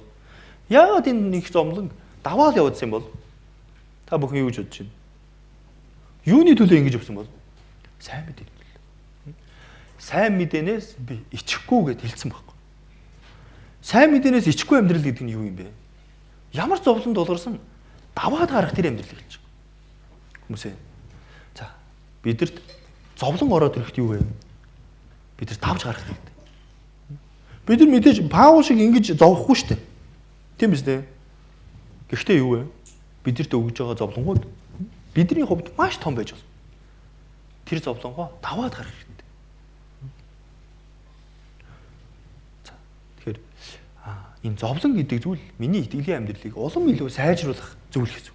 За, энэ чэнээс харах юм бол хамгийн чухал зүйл нь 28 дээр байна. Энэ бүгдээс гадна би өдөр бүр бүх чуулгануудын төлөө зовних дарамтанд байна. За, Паулийн зовлон нь юу байсан бэ? Чуулгануудад санаа зовж исэн тэр зовнил байсан. Тэр бүр үнээр зовнил байсан. Хөлөг онгоцон сурж исэн ч за тэр Галаат чуулган яаж байгаа бол могоон татгуулж исэн ч тэр Колосой чуулган яаж байгаа бол тийм биз дээ. Өөрөө чулуу шидүүлэл үхчихсэн ч юу вэ? Энэ Коринтын ер нь яаж байгаа юм бол хар та. Паул юун санаа зовж исэн бэ? Ахан дүүстэй санаа зовж исэн. За. Тэгвэл бид нар ер нь ямар зүйл санаа зовж байна? Махуудын зовнил тэр махуудын зовлондоо санаа зовоо явж гинүү. Бидний санаа зовох зүйл юу юм шиг вэ? Ахан дүүстэй санаа зовох. Манай багийн тэр маань яасан бол, манай багийн энэ маань яасан бол, манай багийн тэр оюутан хүүхэд идэх хол байгаа болов бодох хэрэгтэй гэсэн. Тийм биз дээ. Тэр хүүхдийн амьдрал нь хэцүү гэж хэлээ. Тэр гэр бүлийн яаж би туслах вэ? Юу вэ? Паул өдөр шөнөгүй санаа зовж ирсэн. Хараа. Бид нар ч гэсэн бие биендээ юу вэ? Санаа тавих хэрэгтэй. Та бүхэн багийнхаа бүх хүмүүсийг сайн мэдэх үү? Бүх хүмүүсийг нэвч чууд мэдэх үү? За. Бодож үзье. За, дээрэс нь энэ загас байна. За, энэ загасын талаар жоох ярив. Энэ загас ямар утга учиртай вэ гэхээр Бурхны хүү аврагч Есүс Христ гэх үгийн товчлол. За, еврейгээр Иктос гэж. За, тэгэхээр энэ юу гэсэн утгатай юм шиг байна. За, би бол Христэд итгэжээ гэдэг утгатай. За, одоо бид нар сайхан зүгээд подолкон дээр наагаад ингээд би бол Христ итгэжээ эн чинь баг бахархал болоо явж байгаа. За. Тухайн үед нь ер нь ямар байсан юм шиг байна. Манай эртний энэ 100-аас хойш хонд энэ Иктос дэлгэрсэн. Энэ загас. Христ итгэдэг хүмүүс энэ загасаар Христ итгэдэг гэдгээ зарлан тонголж ирсэн. За, бид нар сайн мэдэх баг. Газар доогуур нуугдаал, хоорондоо цуглаал, нөхрөлөөл, тийм биз дээ. Энэ ямар үе вэ? Энэ загасны үе. За, энэ Христ итгэж хүн муу юм байна гэж бодож байгаа бол юу вэ? Газарт загас зурчих. Нөгөө хүн загас зурхгүй бол юу вэ? Христ итгэж биш. Зурх юм бол юу вэ? Христ итгэж мөн. За, яагаад нууцлаад байгаа юм бол? Юу гэж бодож байна? Баригдах юм бол бүхэн Христ итгэж гэдгээсээ болоод арслан бариулаад өгсөн хүн зөндөө. Христ итгэж гэдгээсээ болоод загламаа дээр цовлогдоод өгсөн хүмүүс зөндөө. Хараа энэ загсыг зурж агаад баригдсан маш олон хүмүүс бүр шатаж өгчээсэн шүү дээ. Тэр Ромын тухайн үед зэрлэг амьтдыг оруулаад мөргүүлж алуулдаг байсан ч тийм түүх байдаг.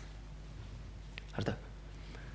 Бид нар бодоод үзэх юм бол дэндүү жаргалтай үед амьдарч байна. Би бол Христ итгэжээ гэсэн ч намайг барьж аваад хороод зохиод нүдээд тохон байх. Тийм биз дээ. За, тэгвэл яг юу юм шиг байна? Уулна. Зовлон байх тусам л улам сайн амьдраад идэв. Тэгэхээр бидэрт үнэндээ зовлон тийм ч их байхгүй. Санаа зовж байгаа юм тийм ч их байхгүй. Хавчлах тийм ч их байхгүй. Тийм учраас юу вэ? Сүмээ нэг өдөр ирэхгүй байсан ч болно. Сараар очихгүй байсан ч болно. Жилээр очихгүй байсан ч болно. Жилийн дараа хурж ирж байна. Яагаад вэ? Надад зовлон байхгүй. Тийм байна. Тэгэхээр надад юу ер нь хэрэгтэй юм шиг байна? Зовлон хэрэгтэй. Зовлон байж иж би Бурханаас илүү ухуугаад, Бурханаас дуурайад, Бурханд бүр ойрхон болоод юу вэ? Би итгэлийн амьдралаа сураад явчихна гэсэн. За. Тэгэхээр миний итгэлийн амьдрал зовлон байж иж би илүү сайжрах гэсэн. За, дараачих нь тэр 2 дугаар Тимоти руу очие.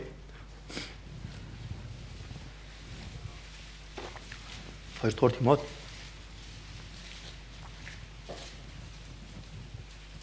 2-ын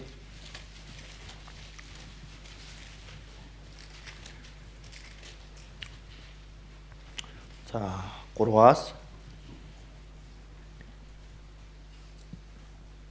за 6 хүртэл хамт уншъя.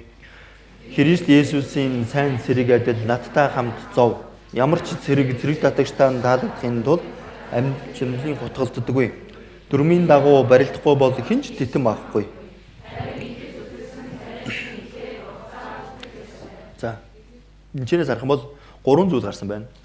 Эхнийх нь юу гарч байгаа вэ гэхээр Христ Есүсийн сайн цэрэг адил гэж. За хоёр дахь нь юу гарч байгаа вэ гэхээр аж амьдралын явдал тутгалдаггүй. Дүрмийн дагуу барилдахгүй гэж. За энэ тамирчин хэлж байна. За дараачих нь юу вэ? Тариачин хэлж байна. За 3 зүйл гарч ирж байна. За энэчнээс харах юм бол цэрэг юугаар хөдөлдөг вүлээ? Тушаалаар хөдөлдөг. За тамирчин ер нь яах ёстой вэ? Яавал шагнал авах вэ? Бэлтгэлээ сайн хийх хэрэгтэй. Биеэн захирах хэрэгтэй гэсэн. За тариачин тэгвэл яавал ургацсан авах вэ? Өөрийн хүслээр өдөр шөнөгүй ажиллахыг хэлж шиг гэсэн. Тийм үстэй. За тэгвэл энэ ч харах юм бол ингэсэн байна. Христ Есүсийн сайн цэрэг адил надтай хамт зовоо. Ямар ч цэрэг татагдчдаа таалагдахгүй тулд аж амьдралын явдалд утгалдаггүй гэсэн. За цэрэг юугаар амьдрдаг вэ? Тушаалаар л амьдрдаг. Энийг хийвэл хийдэг, тэрийг хийвэл хийдэг, бос гэвэл босдог, унт гэвэл унтдаг. За тэгвэл бодож үзье. Тамирчин яах ёстой вэ гэвэл амжилтанд хүрэх юм бол өөрийнхөө хүслээр бие захирах хэрэгтэй. Тийм биз дээ? Өдөр бүр дасгалаа хийх ёстой, өөрийгөө шахах хэрэгтэй. За тариачин яаж нүүл ургацсан авахын тулд маш урт хугацаагаар хар үүрээр босно. Тийм биз дээ? Өөрийнхөө хүслээр бүх зүйлийг хийж байгаа. За тэгвэл бид нар ямар Христ итгэж юм шиг вэ? Тушаалаар нь явдаг Христ итгэж үү? Эсвэл нэг биеэн барьж яваад байна уу? Эсвэл өөрийнхөө хүслээр явж байна уу? Хараа. Бид нар тариачин шуулах хэрэгтэй. Өөрийн хүслээр энэ итгэлийн амьдралаар амьдрах хэрэгтэй гэсэн. Тэр маань юм бэ? Тэр маань надад маш сайн гэсэн. За бүгдээ Филиппор номер очие. Филиппо 3-ын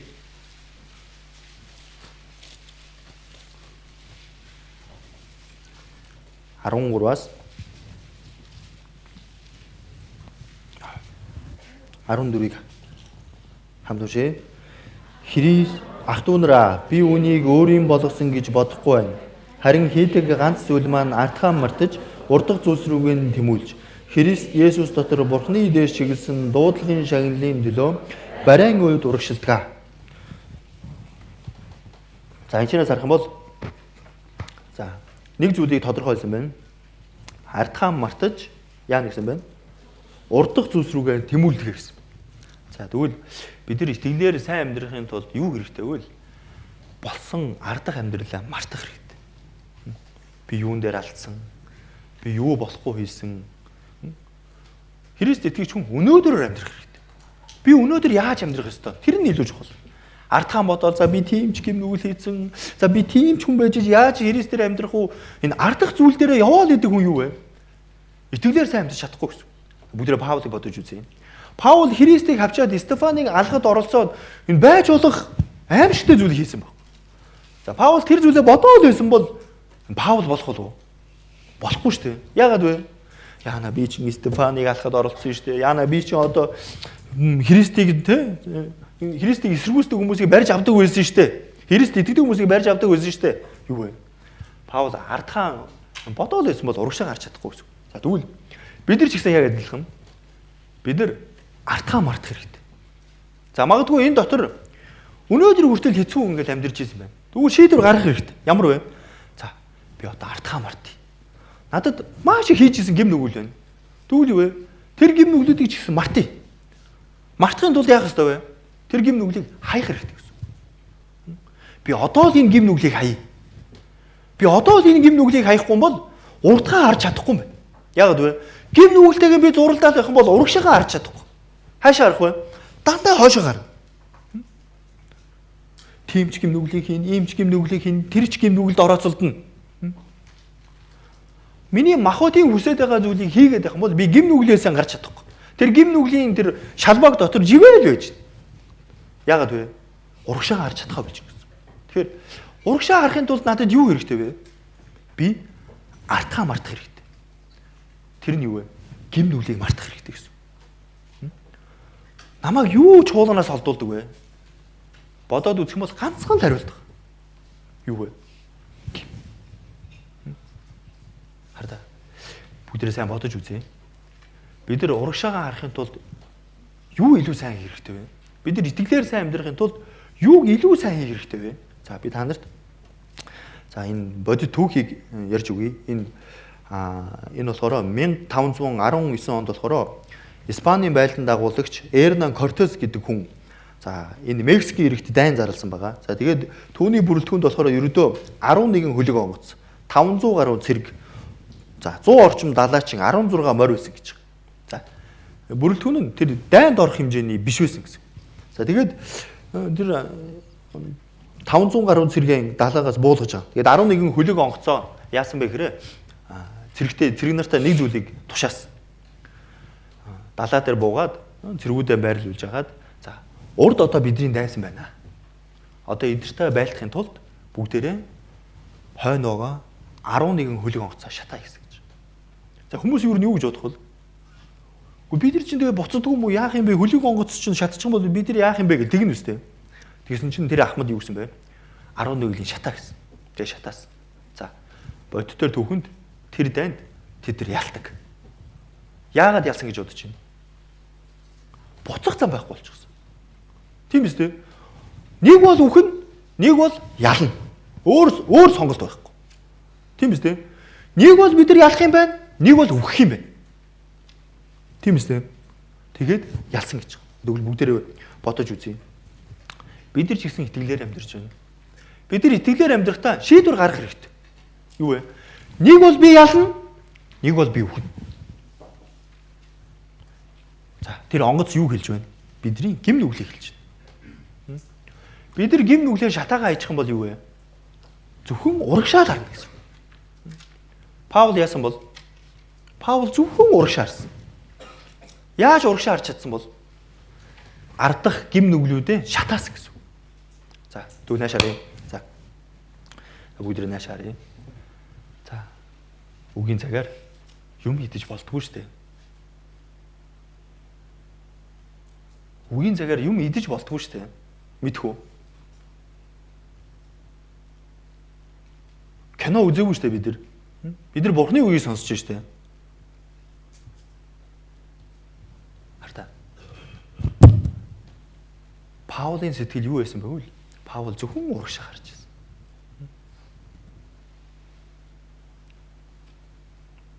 За бид нар нэг инээдтэй киноч үзээгүй. Инээдтэй ч юм яриаггүй. Энийгээд ах шүү дээ. За хартаа. Бидний итгэлийн амьдрал бодоод үзэх юм бол маш чухал том итгэлийн амьдрал байхгүй. Хартаа. За та бүхэн нэг зүйлийг хэлье. Бидний дотор юу байгаа вэ? Ариун сүнс байгаа. За тэр ариун сүнс юу гэж нэрлэдэг вэ гэвэл бид нар жижигхэн Есүс гэж нэрлсэн ч болно. За тэгвэл бидний энэ Есүс бидний итгэдэг бурхан гэж байгаа гэсэн. Тэгвэл бидний итгэдэг бурхан ер нь хэр том юм бол? Юу гэж бодож байна? Бидний итгээд байдаг бурхан ер нь хэр том юм бол? Зүгээр л нэг энэ салфитыг агаар дээр ингээл хөөрөглөө. Тийм бурхан юм уу? Үгүй шүү дээ. Бидний итгээд байдаг бурхан Тэнгэр болоод газрыг бүх зүйлийг бүтээж гисэн бурхан. Хараа. Бидний бүх зүрх сэтгэл бүх зүйлийг мэдж байгаа. Бидний итгэдэг бурхан маш том бурхан. За та бүхэн хүсдэг зүйлээ залбирдаг л биз дээ. Бидний итгэдэг бурхан өгч чадахгүй юм шиг гэнэ үү? Чадна. Та бүхэн залбирлын хүсэл зөндөл байгаа биз дээ. Гэр бүлдээ сайн мэдээд тараа ингээл олон зүйл байгаа биз дээ. Бидний итгэдэг бурхан чадахгүй юм шиг гэнэ үү? Чадна. Яагаад хийхгүй байгаа юм бол? Юу гэж бодож байна? Яагаад бурхан бидний хүсэж байгаа зүйлийг хийхгүй байгаа юм бол?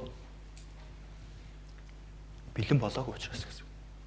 Би өөрөө бэлэн болоогүй учраас миний хүсэж байгаа зүйл болохгүй гэсэн. Хараа. Бидний энэ итгэлийн амьдрал нэг жижигхэн зүйл биш шүү дээ. Бидний итгэлийн амьдралыг нэг хөнгөн зүйл бас бодохгүй шүү дээ. Хараа. Итгэлийн амьдрал гэдэг чинь үнэхээр том зүйл. Үнэхээр чухал зүйл. За. Тэгэхээр энэ дээр гартагчлан бид нар юу вэ? Тэр усан завийг шатаах хэрэгтэй. Надад байгаа тэр юмнуудыг шатаах тийм зоригтой байх хэрэгтэй. Тэр ахмад мэдээж л буцаг зүйлээ тооцоолохгүй шатааж байгаа байлгүй дээ. За нэг бол ялна, нэг бол үхэн. Бид нар ч гэсэн сайн мэдээний төлөө ичихгүй амьдраа гэх юм бол юу хийх хэрэгтэй вэ? Шатаах хэрэгтэй. За та бүхэнд за надад ч гэсэн гим нүгэл байгаа. Бурхныг харахад зохисгүй гим нүглүүд байгаа юу? Тэр гим нүгэлтэйгээ зууралдаа л яваад байна уу? Хизээ шатаах юм? Бурхан хүлээж л байгаа шүү дээ. Наадны гим нүглийг хизээ шатаах юм бэ? Хизээ яг цэг урагшаа харах юм бэ? Хизээнээс цэг урагшаа хараад нэг итгэж хүн шиг итгэлийн амьдралаар амьдрах юм бэ? Бурхан яаж бол хүлээж л байгаа шүү дээ.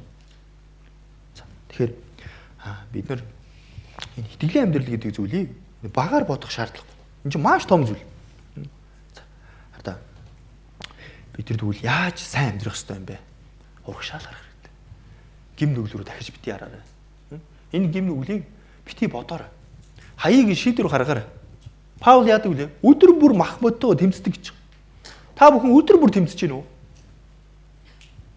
Өдөр бүр тэмцэх гэдэг нь юу гэсэн үг юм бол? Би гим нүгэл хийчлээ. Маргааш. За одоо өнгөрсөн. Нэг нь хийцэн гэл өргөжлүүлэл хийгээд байгаа уу? Үгүй шүү дээ. Дахиад шийдвэр гаргаад дахиад болох хэрэгтэй гэсэн. Дахиад хийх юм бол дахиад шийдвэр гаргаад дахиад болох хэрэгтэй гэсэн. Надад байгаа тэр гим нүглийг болох хүртэл би шийдвэр гаргах ёстой байхгүй. Мөс чанарт маань хатагдаад байна. Яна би ингэж болохгүй шүү дээ. Би ийм амьдрж болохгүй шүү дээ. Хатагдаад байна. Хизээ шийдвэр гаргах юм? Шийдвэр гаргахгүй бол энэ гим нүгэл алга болохгүй шүү дээ. Хизээ бид нар гим нүгэлтэйгээ тэмцэж зурх. Хартаа. Дайнд тэмцэн л ялдаг. Дайнд тэмцэж яагаад ялагдсан ч өөрийнхөө хувьд юу вэ? Ялалт. Тэгэхээр бидэрт юу чухал вэ? Зайшгүй тэмцэх хэрэгтэй.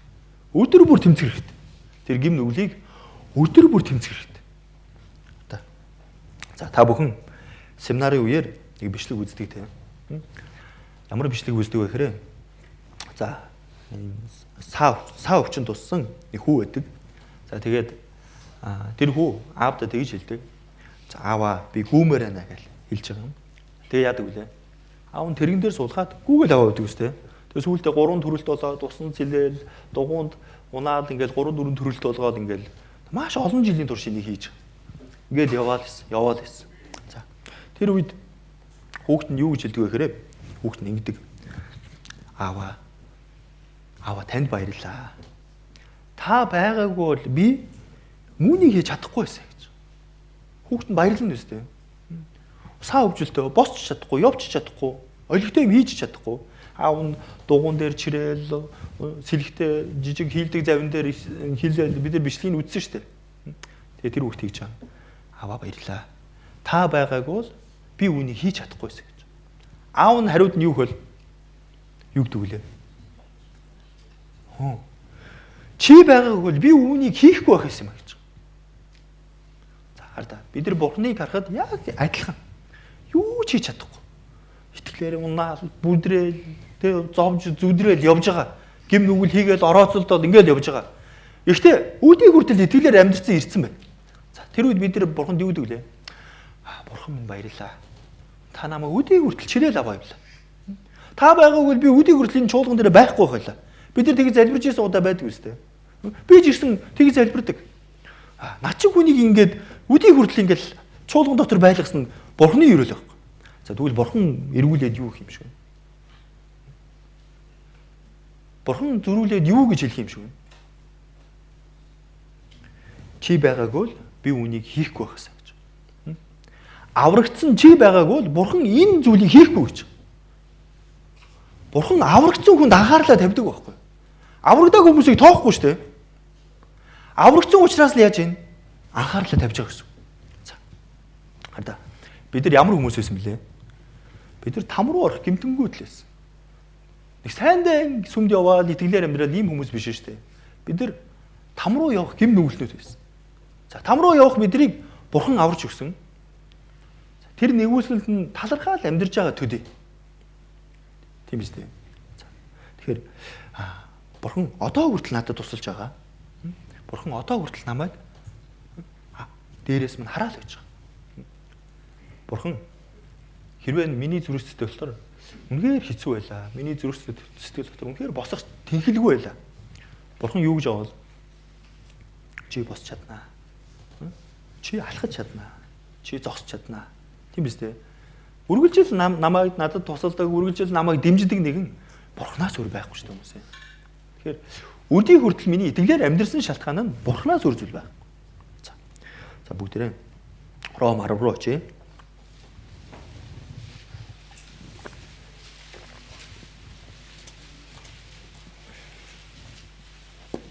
Ром 10.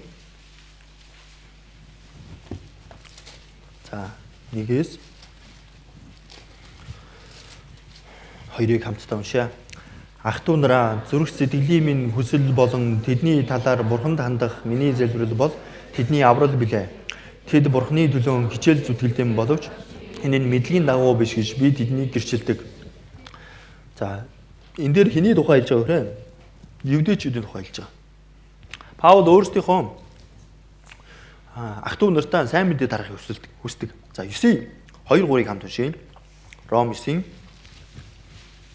яг урд нь 2-3-ыг хамт уншъя. Зүрхэнд минь маш их уйдраг нэг байнгын зовөр байна.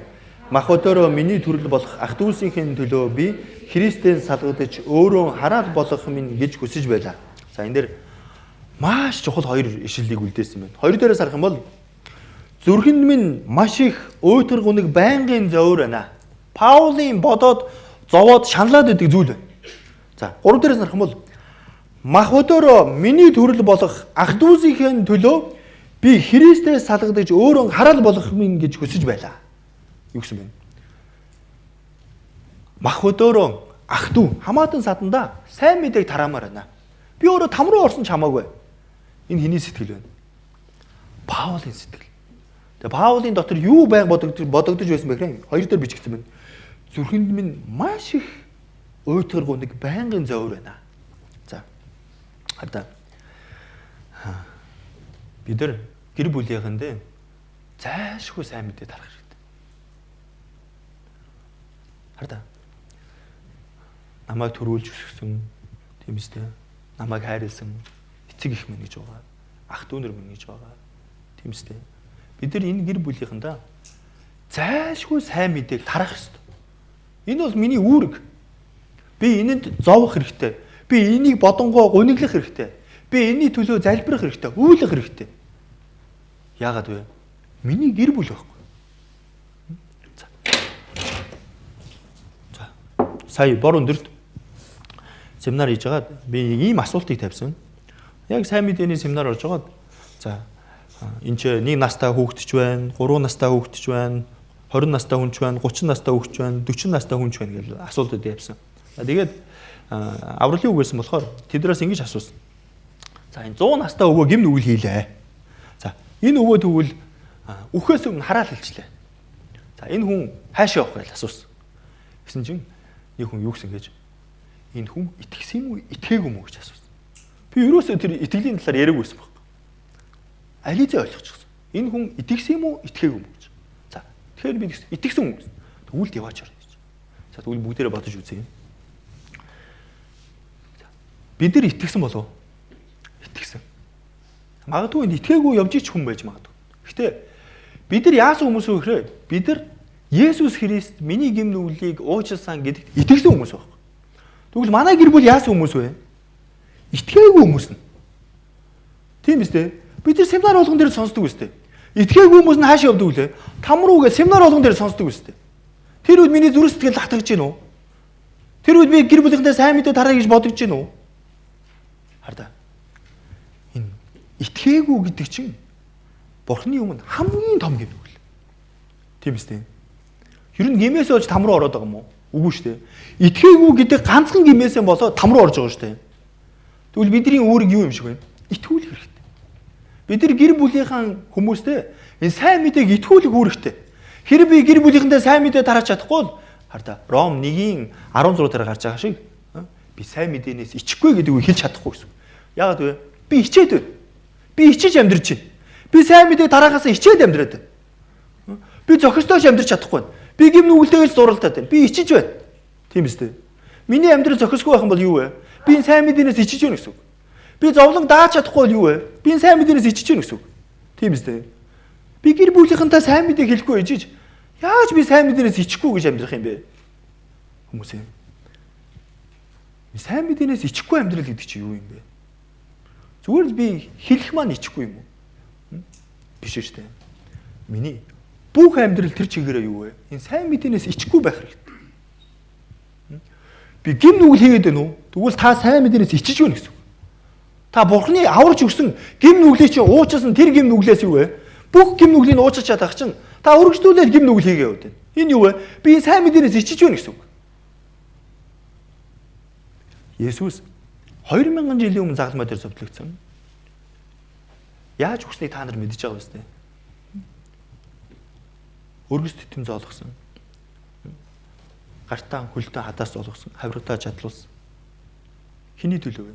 Миний төлөө үстэй. Тэр зүйлийг мэдсээр үжиж би тийм байж болох том гим нүглийг хийгээд ичихгүй яваад иж болох юм уу?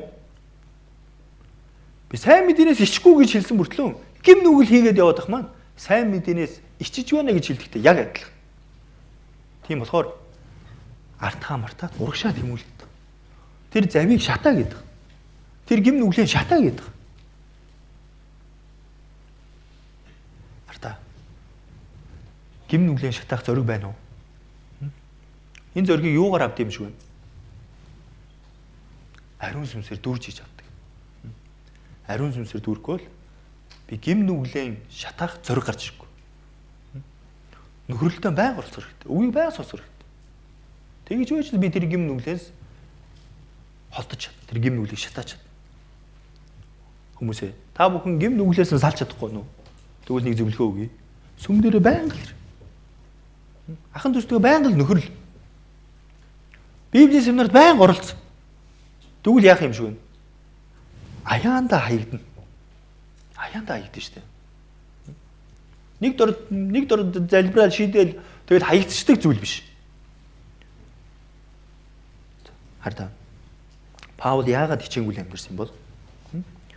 Паул өөрийнх нь гэр бүл нь өөрийнх нь хамааралтай хүмүүс аврагдаагүй байсан учраас үнэхээр хичээнгүйл амьдэрсэн. За, ийм хүмүүс байдаг. Миний гэр бүл аврагдсан. Яав аврагдсан, ээж аврагдсан, би өөрөө хүүхэд байхдаа аврагдсан, эгч маань аврагдсан, ах маань аврагдсан. Миний таних хүмүүс аврагдсан шүү дээ. Тэгээд яадаг бол дураараа амьдэрдэг хүмүүс байдаг. Миний гэр бүл аврагдсан шүү дээ. Тэглээгээ би дураараа амьдарч болох ёстой юм болов уу? Миний аав аврагдсан, миний ээж аврагдсан. Тэгээ би дураараа амьдарч болох юм болов уу? Гим нүгэл хийгээл. Чуулгандаа чирэхгүй байх шийдвэр гаргаад. Хардаа. Бид нар гэр бүл аврагдсан бол яах ёстой вэ? Бүр талархах хэрэгтэй. Миний гэр бүл аврагдсан бол эн чинь талархах асуудал байхгүй. Талархах гэдэг чинь юу гэсэн үг вэ? Улам илүү эзэн илүү сайнаар үйлчлэхийг хэлнэ гэсэн үг. Миний гэр бүл аврагдсан эн чинь Бурхны хамгийн том өрөөл байхгүй. Тэгвэл энэ нартаа гэр бүл нь аврагдаагүй хүмүүс яаж хичээнгүйл амьдарч байна? Аавынхаа төлөön залбираад, ээжийнхаа төлөön залбираад, Есүс Христ юу хэлнэ? Яг тэрийг нь дагаж дүүрээ чигээл гим нүглэн жигсэн тэмцэлдэл юуны төлөө вэ? Эцэг ихээ аврагуулахын тулд эзний төлөө хичээнгүйл амьдарч байгаа хүмүүс байна. Тэгвэл эцэг их нь аврагдсан бид нар яах ёстой? Бүр хичээнгүйл амьдрах ёстой өстэй. Бүр манлайлах ёстой өстэй. Бүр санаа тавьж туслах ёстой өстэй. Гэр бүл маань аврагдсан гэд тайвширчдаг хүмүүс байдаг. Яагаад тайвширдаг юм бол?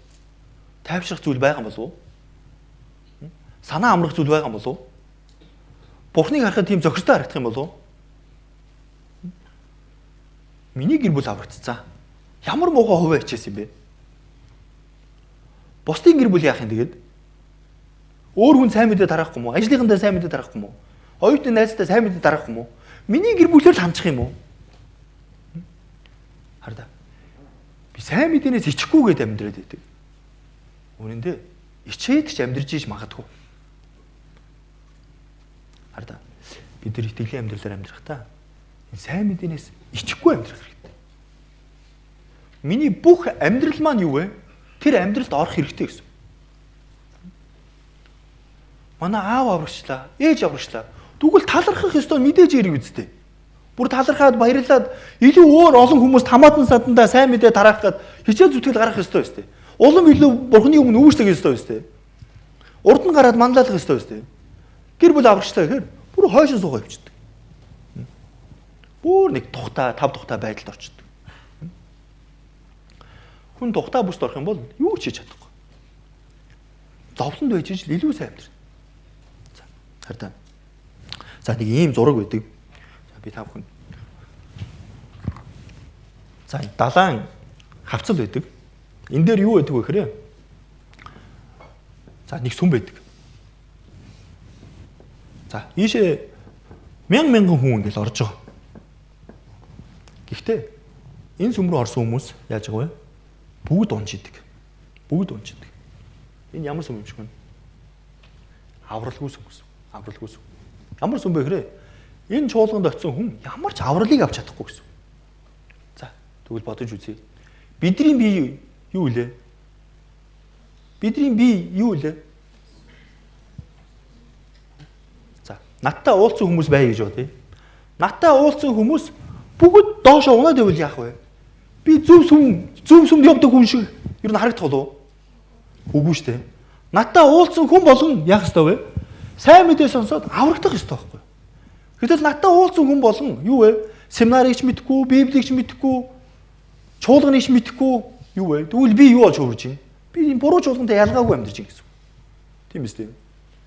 Тэгэхээр би өөрөө бурхны амьд ариун сүмэнд байхгүй. Надтай уулзсан хүн деваач явах шаардлагатай. Яагаад вэ? Аврагдсан хүмүүс чинь цөөхөн шүү дээ. Цөөхөн. Тийм олон байхгүй. Надтай тийм ч олон хүн бас уулзахгүй. Бодоод үзэх юм бол. Ажлын хэсэг хүн байна. Оюутны хэсэг найз байна. Хамаатны хэдэн хүн байна. Өөр хэн баг. Шинээр юу танилцах болов? Боломжгүй шүү дээ. Тэгэхээр надтай уулзсан хүнд сайн мэдээг тарах хэрэгтэй гэсэн. Энэ миний Христ итгэгчийн сайн мэдээнээс ичихгүй байх арга.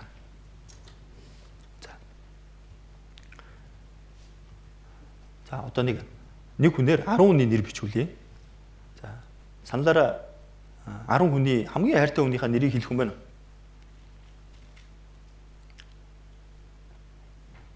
Саналаараа байхгүй юу? За. Оюун чим. За 1-ээс 10 хүртэл дугаарлажээ.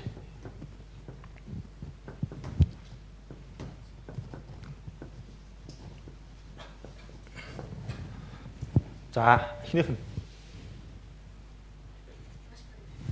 Хин гинэ?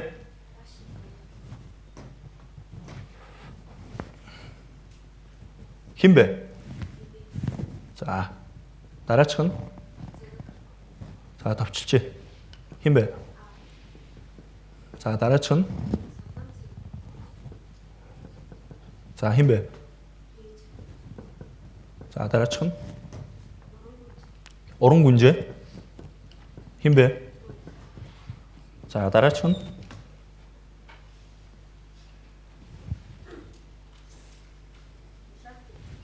За улаан хүү. Дүү юу? За дахиад. За хин бэ? За дараачих нь. Алтармаа. За энэ хүртлээ юу?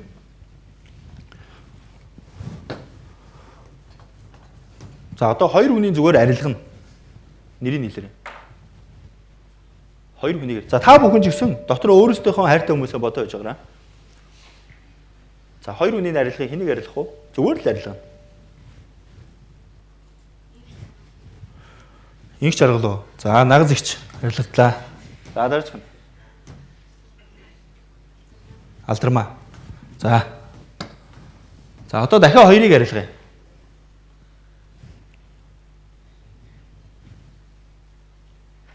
Дахиад хоёрыг арилга.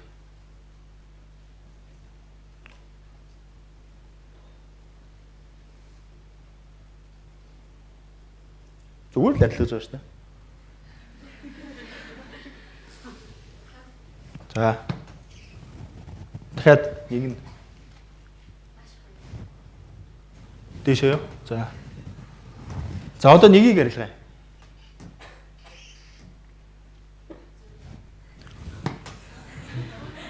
За одоо дахиад нэг арилгая.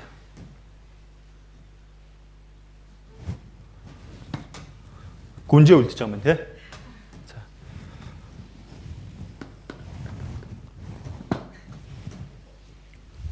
За та бүхэн бас дотроо бодов.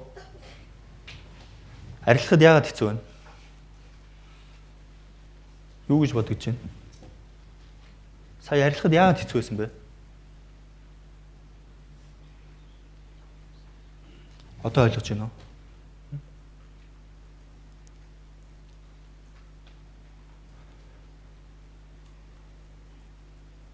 Бидэрт нэг 7хон хайртай хүмүүс байгаа болов уу? 7 хүнийг л арилгах болов уу? Бидэрт хэдэн хүн байгаа вэ?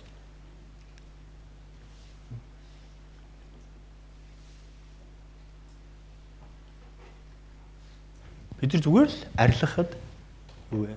Тэр хүн там руу унж байгаа гэсэн. Тийм үстэй. Би сайн мэдээнээс ичихгүй амьдарч чадчих вэ нү?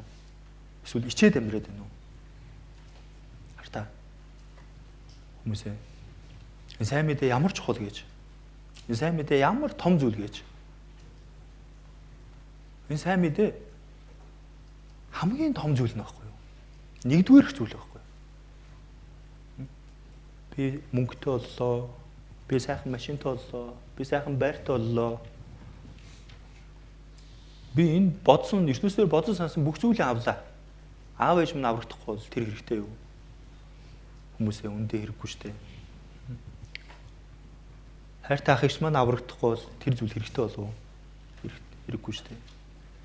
Тийм учраас бид нар яаж байгаа вэ? Тийм учраас бид нар итгэлээр илүү сайн амьдарч байгаа.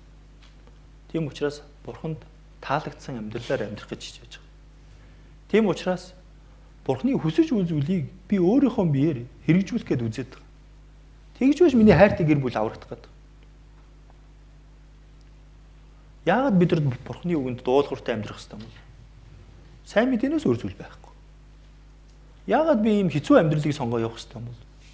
Сайн мэдээнээс өөр хариулт байхгүй. Яагаад би өдөр шөнөгүй сүм жуулган дээр нөхөрлөлтөө явах ёстой юм бол? Сайн мэдээнээс өөр хариулт байхгүй. Тийм үстэй. Энэ сайн мэдээ байхгүй байсан бол бид нар юу яах гэж ингэж яваад байна? Надад байгаа нэг жижигхэн гмийг би юугаар солиод байна? Авралаар солиод. Надад байгаа тэр жижигхэн гмийг би юугаар солиод байна? Ахан дүүсийнхээ авралаар солиод. Надад байгаа энэ дотор байгаа гмийг би хайж чадахгүй нь юугаар солиод байна? Хайртай аав ээжээрээ солиод байна.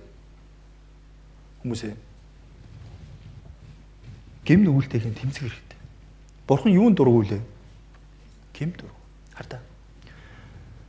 Израильчууд ай цайзрууд хайрдаг. Жижигхэн цайз байсан. Хинээс болоо ялагддаг үлээ. Ахаанаас болоо ялагддаг үлээ. Ахаан яадаг үлээ? Гим нүгэл хийдэг үстэй. Хардаа. Өчүүхэн жижигхэн зүйлээс болоод ахаан гэр бүлээ тэр чигээр нь алдчихж байгаа. Өчүүхэн жижигхэн зүйл. Тэгвэл бүгдээрээ бодож үзье. Бидний хувьд тэр өчүүхэн жижиг зүйл нь юу вэ? Өчүүхэн жижиг зүйлээр юуг солиод байна? Хамгийн хайртай хүмүүсийг сольж гэнэ гэсэн.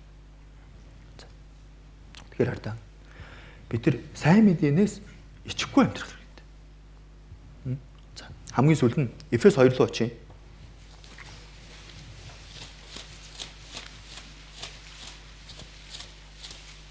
Эфес 2-ын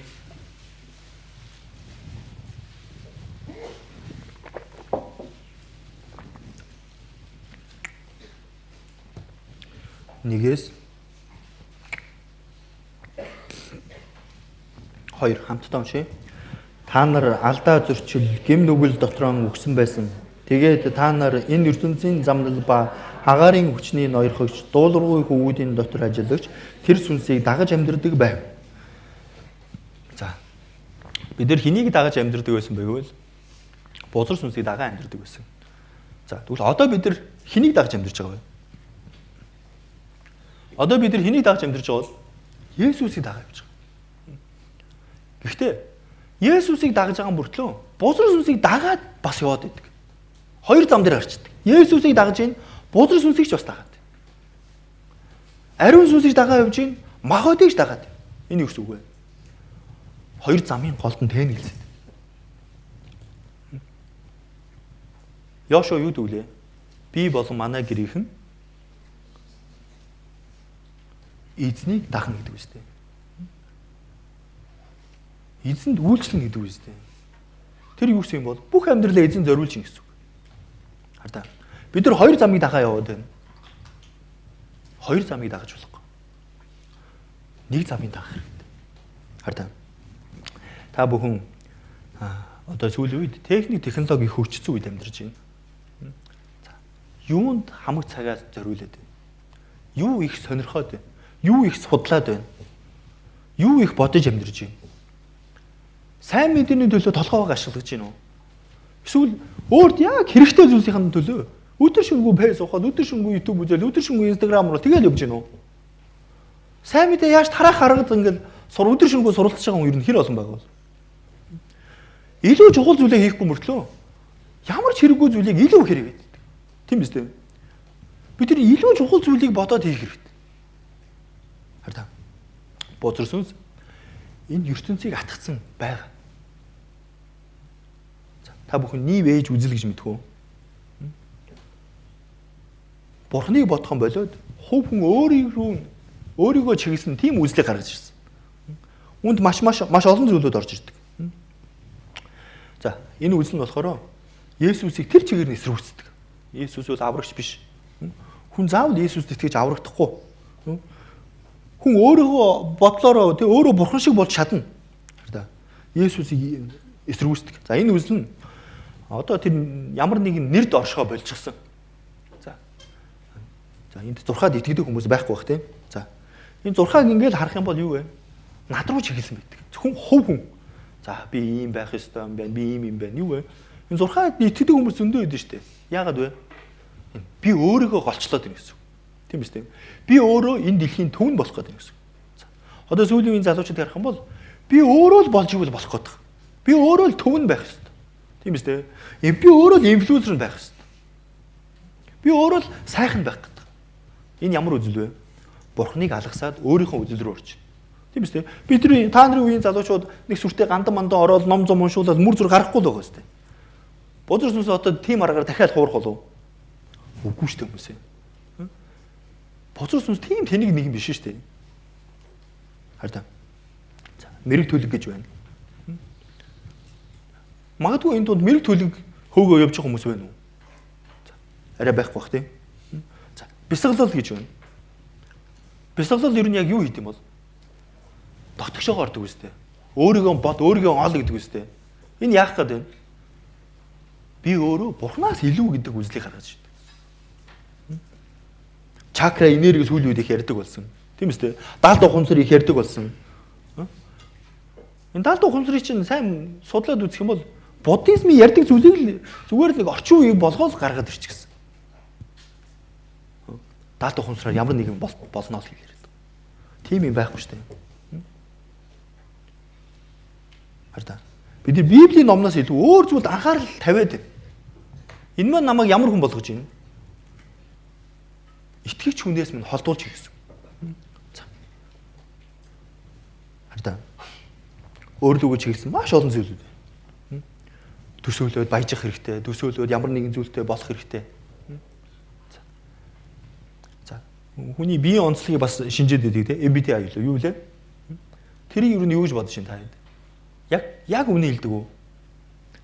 Мэдээж яг үнийг хэлээд байдаг тийм. Тэгвэл энийг хэтрүүлээд явбал юу болох юм шиг вэ? Өөрийн үзэл болж байна. Би бүхнийг мэдгч бол. Тийм биз дээ. Би яг ийм хүн гээд 20-нд орчдөг. За би бол дуугүй юм байна. Тийм биз дээ. Сайн мэдээд хараач чадахгүй. За би бол их ярьдсан байна. Амнаас олоод би ер нь өөрөө босхгүй. Өөрийгөө хүлээмжшүүлж байгаа. Яагаад вэ? Өөр төрөө төвлөрдөг гэсэн. Гэтэл хүн яг тэгж явдаг болов. Өөрчлөгддөг үстэй. Хараа. Бид нар Библийг барихгүй бол юу вэ? Өөр юмд автдаг байхгүй. Хардаа одоо цаашдаа зөндөө юм гарч ирнэ. Тренд болоод зөндөө юм гарч ирнэ. Тийм биз дээ. Одоо ямар тренд модонд орж байна? Бүгд л итгэлээр мундаг амьдраад байгаа шиг тийм. Ямар ч тренд дагахгүй. Хардаа. Ямар нэг юм гараад ирэхэд ард нь буудэрсан байж л гэдэг. Бурхнаас холдуулах гээд ямар нэг юм хийж л гэдэг. Би тэр анзаардаг. Яагаад вэ? Библи орхиод ирсэн. Библи орхиод. Хүмүүсээ бид нар сайн мэдээнээс ичгүй гэж яваад байна. Сайн мэдээний хамгийн чухал энэ номоо уншихгүй байгаад байна. Юу вэ? Одоо нэг сарын уралдаан зарласан сайн уншиж байгаа бох тийм. Зарим нь бүр 100, 250 уншаад байна. За. Одоо дуусгаар яаж уншихыг харъя гэж боддог. Үнэхээр сайн унших болов уу? Шагналын төлөө л уралдаад байна уу? Эсвэл унших гоё арга барил олчихгүй. Тэрийг л харчих. За. Тэгэхээр хардаа бид нар Библи руугаа бүр гүнзгий орох хэрэгтэй. Биднээс өөр хүн орохгүй. Ойлгож байна уу? Аврагдсан биднээс өөр хүн энэ Библийг чинь илүү сайн уншаад ойлгохгүй. Бид нар л энийг уншиж ойлгоно. Тэгэхээр хэн сайн унших ёстой юм бэ? Бид нар.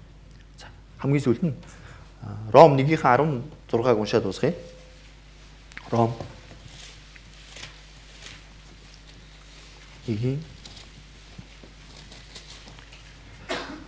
1:16 байна. Хамтдаа уншийе. Би сайн мэдээнээс ичгүй. Энэ бол итгэж болгоныг юуны төрөнд юудэ түүнчлэн грек хүнийг аврах Бурхны хүч мөн. За хамгийн сүүлд нь та бүхнийг сайн мэдээнээс ичгүй амьдралаар амьдраасаа гэж хүсэж байна. Сайн мэдээнээс ичгүйгээр амьдрдаг амьдралаар амьдраасаа гэж хүсэж байна. Яг мундаг лаг болоодох гэж байгаагүй зүгээр л сайн мэдээний төлөө амьдрдаг л амьдрал байхад л. Тийм үстэй. Надад байгаа цаг хугацаа хэр чуулганд зарцуулагдах боломжтой тэр цагаа л зарцуулаад өгөөч л гэж байна. Сайн мэдээ тарахтаа зөндөл айлчлаар очих хэвээр гэж үг сонсдог. Зөндөл залбирах хэрэгтэй гэж үг сонсдог. Зүгээр тэрийг хэрэгжүүлээл үндсэн зүйлээ хийгээ явчихад л би юу вэ? Цаг хугацаанд ирэхэд сайн мэдээнээс ичгүй гэдэг зүйлийг гаргаж ирч чадна гэсэн. Дээрэс нь харвал энэ нь юу дээ түүнчлэн грек хүнийг аврах Бурхны хүч мөн. Би сайн мэдээнд ичгүйгээр амьдрах юм бол тэр Бурхны хүчийг авч чадна. За та бүхэн ямар нэгэн шийдвэрийг гаргаарай. Энэ цуглаалтаас хоосон явж болохгүй шүү дээ.